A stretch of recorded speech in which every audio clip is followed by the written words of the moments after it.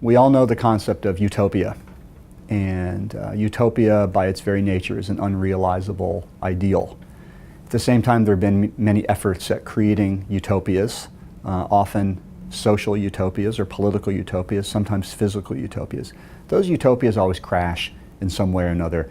They build a perfect city, nobody moves in, or they create the perfect society and they end up killing half the population or something like that. So the 20th century is filled with actually nightmarish realizations of utopias. Utopia has no place in society, I think, or in our visions. We're imperfect beings, we're never going to realize it.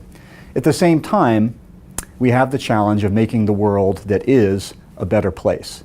So how do we mediate between accepting what is and saying it's the best of all possible worlds, if you go back to Voltaire, and saying, I want a perfect world and I'm going to take whatever steps are necessary to get there. Broadly, this is the idea of the semi-topia. Operationally, when you're dealing with urban design and urban planning, you're often interfacing with officials who say, myself and my citizens simply can't see anything beyond what we've already got. At the same time, we've created all these amazing master plans. None of them happen in any realistic way. They're all disappointments. They sit on the shelf collecting dust, etc. What do we do? Where do we go? This is where I came up with this coined phrase of the semi-topia, where I say, look, we can have a better future than what is. Don't expect perfection.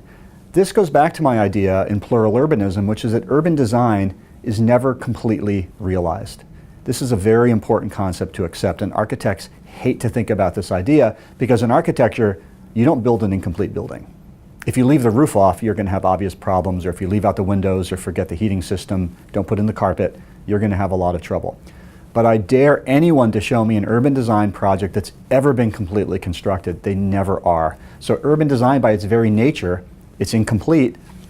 Even if urban design is projecting a utopia, it always ends up being semi-topian, thus the origin of that idea. When you think about cities and the built environment of cities, the training of the architect is really important, and this is why you see so many urban designers who come from architecture. Architecture is conventionally thought of as the training by which one becomes an urban designer.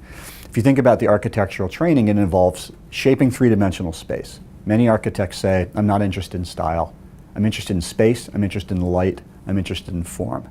The city is also a construct of space, light, and form, etc. It is a three-dimensional concept. So architects tend to have a good beginning of training to think about the city. On the other hand, the planner says, wait a second, cities are built by people, they're inhabited by people. Cities are shaped by markets. The economy is what generates cities. Cities are social and economic entities, and of course the whole field of urban studies is predicated on that understanding.